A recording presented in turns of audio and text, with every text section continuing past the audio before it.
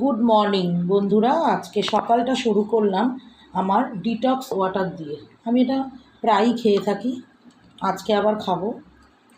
দেখো, এই যে আজকে নিয়েছি শশা, লেবু আছে, পাতি লেবু নিয়েছি, বিট বিট গাজর দেই না, পুদিনা পাতা আর কিছুটা আমলকি কুচো করে নিয়েছি, আর সাথে হাফ চামচ দেব চিয়া সিড আর জল। এই শিশিটাতে আমি করব, তোমরা দেখো।